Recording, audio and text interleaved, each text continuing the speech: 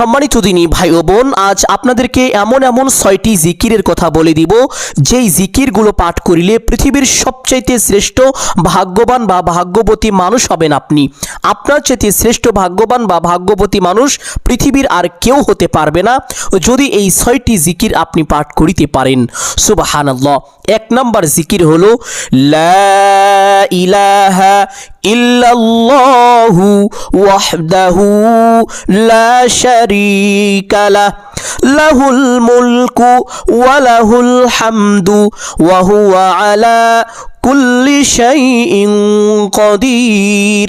এই জিকিরের ব্যাপারে পবিত্র হাদিসের মধ্যে এসেছে, আল্লাহ নবী সাল্লাল্লাহু আলাইহি ওয়াসাল্লাম বলেছেন, যেই ব্যক্তি দিনে 100 বার এই জিকিরটি পাঠ করবে সে 10টি গোলাম মুক্ত করার সওয়াব পাবে। তার জন্য 100টি নেকি লেখা হবে এবং 100টি গুনাহ ক্ষমা করা হবে এবং সেই দিন তাকে শয়তান আক্রমণ করতে পারবে না।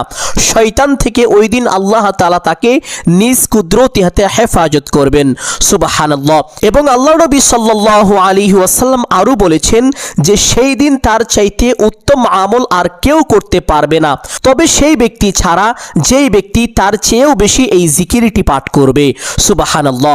সম্মানিত দিনী ভাই বোন, বুঝতেই পারছেন এই জিকিরটি কতটা দামি, কতটা মূল্যবান। এই জন্য আপনাদের সকলকে অনুরোধ করে বলবো, পবিত্র এই রমজান মাসে উঠতে বসতে চলতে ফিরতে যখনই সময় পাবেন সদা সর্বদা এই জিকিরটি বেশি বেশি পাঠ করিবেন। জিকিরটি আরো একবার পাঠ করছি, সহি শুদ্ধ উচ্চারণটি সকলেই শিখে রাখুন। লা ইলাহা ইল্লাল্লাহু ওয়াহদাহু লা শারীকা লাহ লাহুল মুলকু ওয়া লাহুল হামদু ওয়া হুয়া আলা কুল্লি শাইইন কাদির। দ্বিতীয় নাম্বার জিকির হলো একটি ছোট্ট ইস্তেগফার। যেই ইস্তেগফারের ব্যাপারে পবিত্র হাদিসের মধ্যে এসেছে, যেই ব্যক্তি এই ইস্তেগফারটি একবার পাঠ করবে মহান আল্লাহ তাআলা তাকে বিশেষ 5টি পুরস্কার দান করিবেন। 1 নাম্বার পুরস্কার, তার জীবনের সমস্ত গুনাহ খাতা ক্ষমা করে দিবেন। 2 নাম্বার পুরস্কার, আল্লাহ তাআলা তার জীবন থেকে সকল অভাব অনটন দুঃখ কষ্ট পেরেশানি বিপদ আপদ বালা মুসিবত দূর করে দিবেন। 3 নাম্বার পুরস্কার, আল্লাহ তাআলা তাকে চতুর্দিক থেকে টাকা পয়সা ধন সম্পদ দিয়ে সাহায্য করিবেন। তার যখন যা কিছু প্রয়োজন হবে স্বয়ং আল্লাহ তাআলা গায়বীভাবে তা ব্যবস্থা করে দিবেন। সুবহানাল্লাহ। 4 নাম্বার পুরস্কার, আল্লাহ তাআলা তাকে সন্তানাদি দিয়ে সাহায্য করিবেন। সম্মানিত দিনী ভাই বোন, অনেকে আছেন যাদের সন্তানাদি হয় না, তারা যদি এই ইস্তেগফারটি বেশি বেশি পাঠ করেন আল্লাহ তাআলা তাদেরকে অতি দ্রুত নেককার ও সলিহিন সুসন্তান দান করিবেন, যেই সন্তানের দ্বারা আপনি দুনিয়া ও আখিরাতের প্রত্যেকটি জায়গায় উপকৃত হতে পারবেন, লাভবান হতে পারবেন। সুবহানাল্লাহ।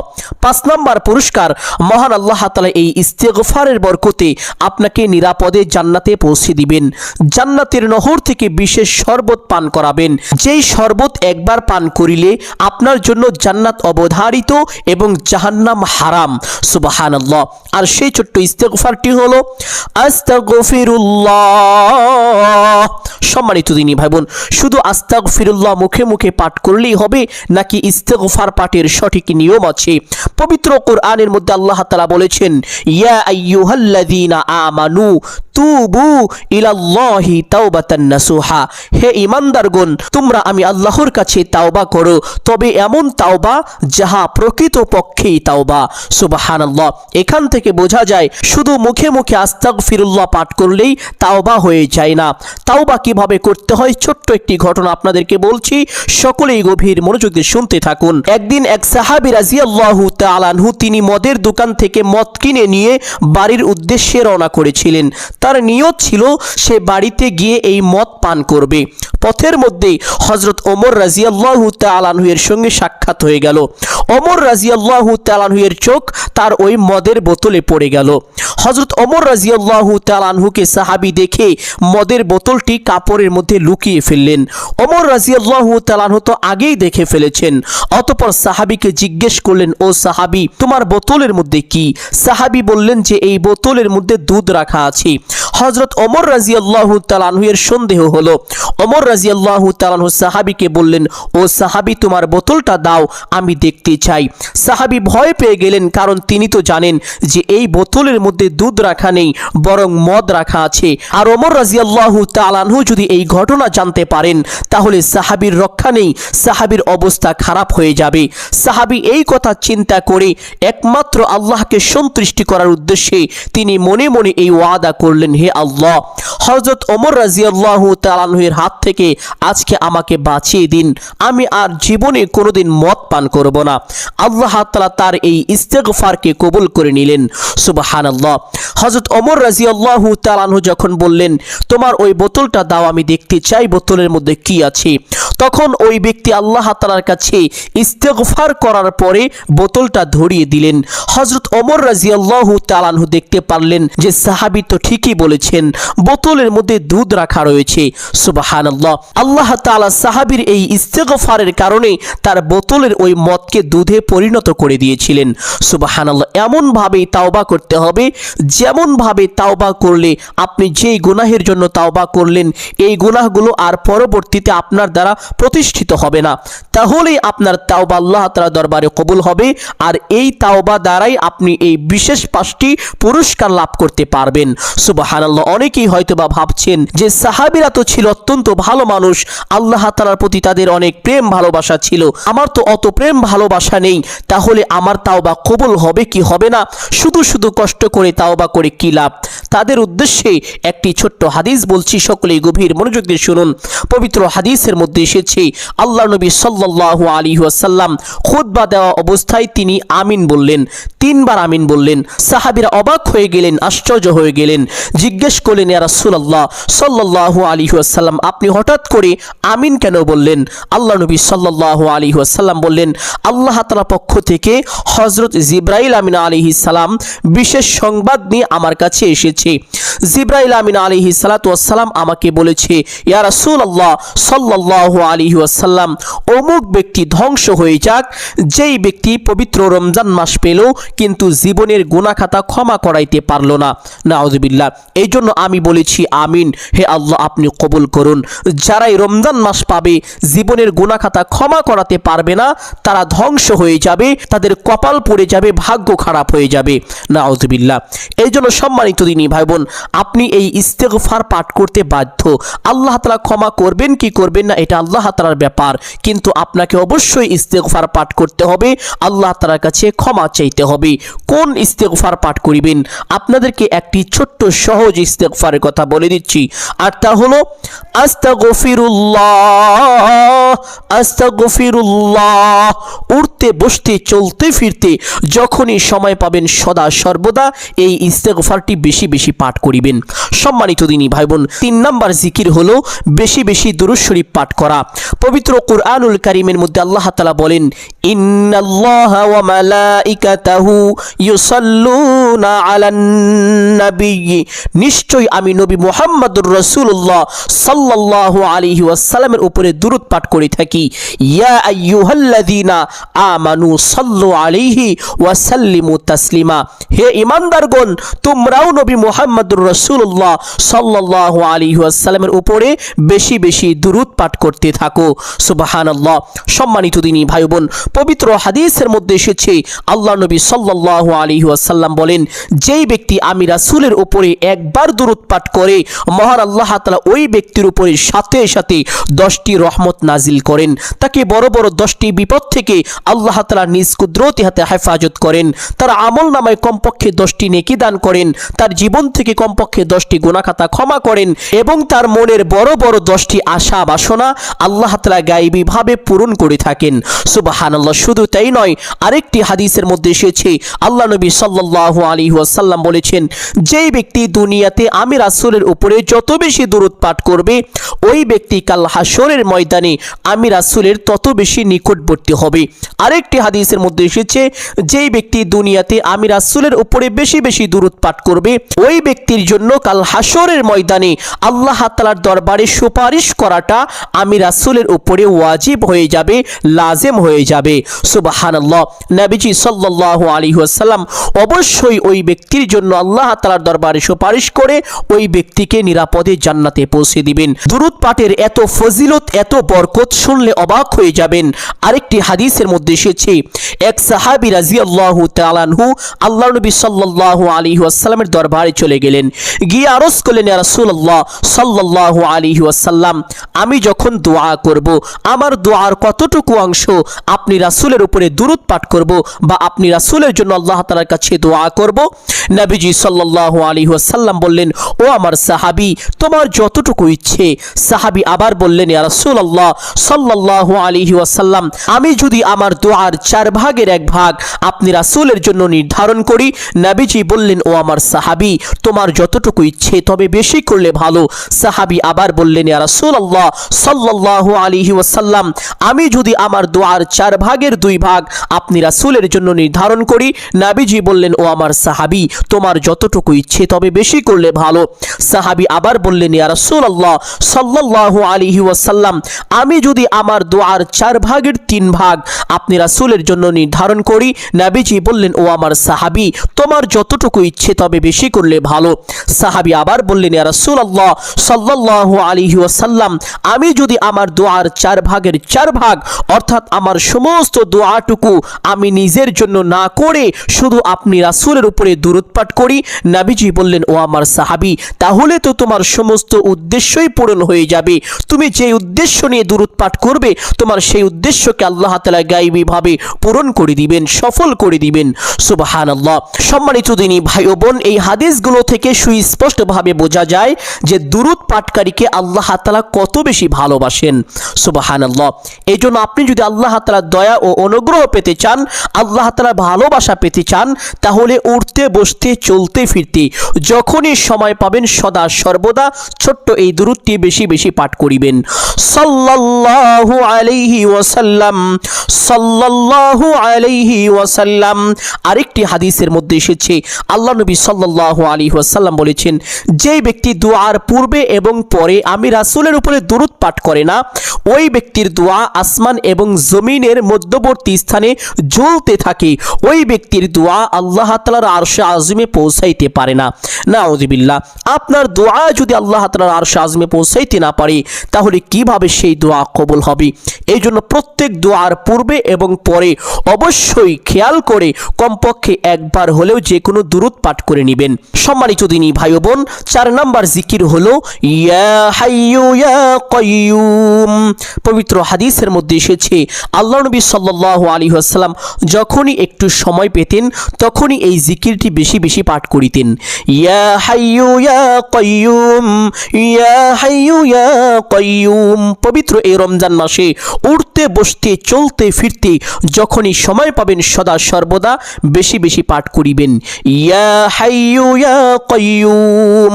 5 নম্বর জিকির হলো লা ইলাহা ইল্লাল্লাহ। পবিত্র হাদিসের মধ্যে এসেছে, আল্লাহ নবী সাল্লাল্লাহু আলাইহি ওয়াসাল্লাম বলেছেন, সর্বশ্রেষ্ঠ বাক্য হলো লা ইলাহা ইল্লাল্লাহ। লা ইলাহা ইল্লাল্লাহ চেয়ে শ্রেষ্ঠ দামি আর কোনো বাক্য নেই। আরেকটি হাদিসের মধ্যে এসেছে, 7 আসমান 7 জমিন এক পাল্লায় রাখা হলে, অপর পাল্লায় এই বাক্যটি রাখা হলে, তাহলে এই বাক্যের পাল্লাটাই বেশি ভারী হয়ে যাবে। সুবহানাল্লাহ। আরেকটি হাদিসের মধ্যে এসেছে, যেই ব্যক্তি দুনিয়াতে বেশি বেশি পাঠ করবে লা ইলাহা ইল্লাল্লাহ, মৃত্যুর সময় তার কালিমা নসিব হবে। আর মৃত্যুর সময় যার কালিমা নসিব হবে তার জন্য জাহান্নাম হারাম এবং জান্নাত ওয়াজিব হয়ে যায়। শুধু তাই নয়, কাল হাসরের ময়দানে কঠিন ভয়াবহ পরিস্থিতির মধ্যে মানুষের মাথার আধা হাত উপরে সূর্য থাকবে। সূর্যের তাপের কারণে মানুষের মাথার মগজগুলো টকবক করতে থাকবে। তখন কোনো ছায়া খুঁজে পাওয়া যাবে না, শুধুমাত্র একটি ছায়া ব্যতীত, আর তা হলো আল্লাহ তাআলার রহমতের বিশেষ আরশের একটি ছায়া। আর ওই ভয়াবহ পরিস্থিতির মধ্যে আল্লাহ তাআলা ওই ব্যক্তিকে রহমতের আরশের ছায়ার নিচে স্থান দান করিবেন। সুবহানাল্লাহ। শুধু তাই নয়, পবিত্র হাদিসের মধ্যে এসেছে, যে ব্যক্তি দুনিয়াতে বেশি বেশি পাঠ করবে লা ইলাহা ইল্লাল্লাহ, ওই ব্যক্তি কাল হাসরের ময়দানে এমন ভাবে উপস্থিত হবে যেন তার জন্য জাহান্নাম পর্যন্ত হারাম হয়ে গিয়েছে। সুবহানাল্লাহ। আরেক হাদিসের মধ্যে এসেছে, যে ব্যক্তি ঈমানের সঙ্গে একবার পাঠ করবে লা ইলাহা ইল্লাল্লাহ, ওই ব্যক্তি অবশ্যই আল্লাহ তাআলার জান্নাতে প্রবেশ করবে। সুবহানাল্লাহ। সম্মানিত দিনী ভাই বোন, বুঝতেই পেরেছেন এই জিকিরটি কতটা দামি দামি, কতটা ফজিলতপূর্ণ। এই জন্য উঠতে বসতে চলতে ফিরতে যখনই সময় পাবেন বেশি বেশি পাঠ করিবেন। লা ইলাহা ইল্লাল্লাহ, লা ইলাহা ইল্লাল্লাহ, লা ইলাহা ইল্লাল্লাহ। যখন এই জিকিরটি পাঠ করা শেষ করবেন, শেষের বার এইভাবে পাঠ করিবেন, লা ইলাহা ইল্লাল্লাহু মুহাম্মাদুর রাসূলুল্লাহ সাল্লাল্লাহু আলাইহি ওয়াসাল্লাম। 6 নাম্বার জিকির হলো ইয়া যাল জালালি ওয়াল ইকরাম। পবিত্র হাদিসের ভাষায় এই শব্দটাকে ইসমে আজম বলা হয়ে থাকে, তথা ইসমে আজম এমন দোয়া যেই দোয়ার ব্যাপারে পবিত্র হাদিসের মধ্যে এসেছে, আল্লাহ নবী সাল্লাল্লাহু আলাইহি ওয়াসাল্লাম বলেছেন, আমি ওই সত্তার শপথ করে বলছি যার হাতে আমার প্রাণ, যেই ব্যক্তি ইসমে আজমের মাধ্যমে আল্লাহ তাআলার কাছে কোনো কিছু চাইবে, আল্লাহ তাআলা অবশ্যই তার চাওয়াকে পূরণ করবেন, তার চাওয়াকে কখনোই ফিরিয়ে দিবেন না। যেই ব্যক্তি ইসমে আজমের মাধ্যমে আল্লাহকে স্মরণ করবে, আল্লাহকে ডাকবে, আল্লাহ তাআলা অবশ্যই তার ডাকে সাড়া দিবেন, কখনোই তার উপরে গুসা করে থাকবেন না, রাগান্বিত হবেন না। সুবহানাল্লাহ। আর সেই ইসমে আজমটি হলো ইয়া যাল জালালি ওয়াল ইকরাম। পবিত্র এই রমজান মাসে উঠতে বসতে চলতে ফিরতে যখনই সময় পাবেন সদা সর্বদা বেশি বেশি পাঠ করিবেন, ইয়া যাল জালালি ওয়াল ইকরাম, ইয়া যাল জালালি ওয়াল ইকরাম। এই 6টি জিকিরের একটি বিশেষ আমল করে যদি আল্লাহ তাআলার কাছে দোয়া করতে পারেন, আপনার কপাল খুলে যাবে, ভাগ্য পরিবর্তন হয়ে যাবে, জীবনের সকল গুনাহ ক্ষমা হয়ে যাবে, সকল অভাব অনটন দুঃখ কষ্ট পেরেশানি বিপদ আপদ বালা মুসিবত সাথে সাথে দূর হয়ে যাবে। এবং এই আমল করে আল্লাহ তাআলার কাছে যা চাইবেন আল্লাহ তাআলা আপনাকে তাই দান করিবেন। যে দোয়াই করবেন সে দোয়াই কবুল করে নেবেন। সুবহানাল্লাহ। আমলের নিয়মটি বলে দিচ্ছি, সকলেই গভীর মনোযোগ দিয়ে শুনুন। সম্মানিত দিনী ভাই বোন, আমলটি করার জন্য যে কোনো সময় প্রথমে উত্তম রূপে ওযু করবেন। ওযু শেষ করে একটি পবিত্র স্থানে চলে যাবেন, গিয়ে কিবলামুখী হয়ে নামাজের মধ্যে যেভাবে বসেন ঠিক সেরকম ভাবে বসবেন। বসে প্রথমে দুরূদ শরীফ পাঠ করবেন, সাল্লাল্লাহু আলাইহি ওয়াসাল্লাম, সাল্লাল্লাহু আলাইহি ওয়াসাল্লাম 11 বার। অতঃপর ইস্তিগফার পাঠ করিবেন, আস্তাগফিরুল্লাহ, আস্তাগফিরুল্লাহ 11 বার। 11 বার ইস্তিগফার পাঠ করা শেষ করে সেই কালিমাটি পাঠ করিবেন, লা ইলাহা ইল্লাল্লাহু ওয়াহদাহু লা শারীকা লাহ, লাহুল মুলকু ওয়া লাহুল হামদু ওয়া হুয়া আলা কুল্লি শাইইন কাদির। 11 বার পাঠ করা শেষ করে 4 নম্বরে পাঠ করিবেন, ইয়া হাইয়ু ইয়া কাইয়ুম, ইয়া হাইয়ু ইয়া কাইয়ুম। 11 বার পাঠ করা শেষ করে 5 নম্বরে লা ইলাহা ইল্লাল্লাহ, লা ইলাহা ইল্লাল্লাহ এইভাবে 99 বার পাঠ করিবেন। 99 বার পাঠ করা শেষ করে একবার এইভাবে পাঠ করিবেন, লা ইলাহা ইল্লাল্লাহু মুহাম্মাদুর রাসূলুল্লাহ সাল্লাল্লাহু আলাইহি ওয়াসাল্লাম। অতঃপর 11 বার সেই ইসমে আজমটি পাঠ করিবেন, ইয়া যাল জালালি ওয়াল ইকরাম, ইয়া যাল জালালি ওয়াল ইকরাম। অতঃপর আবার সেই ছোট্ট দুরূদ শরীফটি 11 বার পাঠ করিবেন, সাল্লাল্লাহু আলাইহি ওয়াসাল্লাম। অতঃপর মুনাজাত করিবেন, আলহামদুলিল্লাহি রাব্বিল আলামিন ওয়াসসালাতু ওয়াসসালামু আলা সাইয়্যিদিল আম্বিয়া ওয়াল মুরসালিন। এই 2টি বাক্য বলার পরে যা কিছু প্রয়োজন সমস্ত কিছু আল্লাহ তাআলার কাছে চাইবেন। চাওয়া শেষ করে একবার বলবেন, হে আল্লাহ, আপনার হাবিবের উসিলা করে আমার দোয়া মুনাজাত কবুল আর মঞ্জুর করে নিন। অতঃপর 3 বার বলবেন, আমিন আমিন আমিন বিরহমাতিকা ইয়া আরহামার রাহিমিন। মুনাজাত শেষ করে একবার পড়বেন, সাল্লাল্লাহু আলাইহি ওয়াসাল্লাম। সাথে সাথে আপনার দোয়া আল্লাহ তাআলার আরশে আযমে পৌঁছে যাবে, আপনার দোয়া কবুল আর মঞ্জুর হয়ে যাবে। এইভাবে যদি এই আমলটি করতে পারেন, কপাল খুলে যাবে, ভাগ্য পরিবর্তন হয়ে যাবে, যা চাইবেন আল্লাহ তাআলা আপনাকে তাই দান করিবেন। যে দোয়াই করিবেন সে দোয়াই কবুল করে নেবেন। সুবহানাল্লাহ। সম্মানিত দিনী ভাই বোন, আমি আশা করছি আজকের এই আমলটি আপনাদের সকলের জন্য অত্যন্ত গুরুত্বপূর্ণ এবং উপকারী ছিল। অতএব সকলকে বলবো সদকায়ে জারিয়ার উদ্দেশ্যে কমপক্ষে একটি হলেও শেয়ার করে দিবেন। যদি আলোচনাটি ভালো লাগে অবশ্যই ভিডিওতে একটি লাইক করবেন, কমেন্টে আমিন বলে দোয়ায় শরীক থাকবেন। যারা এই চ্যানেলের নতুন দর্শক রয়েছেন চেষ্টা করিবেন চ্যানেলটি সাবস্ক্রাইব করে রাখার জন্য। সকলের জন্য অন্তর থেকে দোয়া করি, আল্লাহ তাআলা সকলকে ভালো রাখুন, সুস্থ রাখুন, জানে মালে কামাই রুজি ব্যবসা বাণিজ্যে প্রচুর পরিমাণ উন্নতি ও বরকত দান করুন। সকলেই বলি আমিন সুম্মা আমিন। আসসালামু আলাইকুম ওয়া রাহমাতুল্লাহি ওয়া বারাকাতুহু।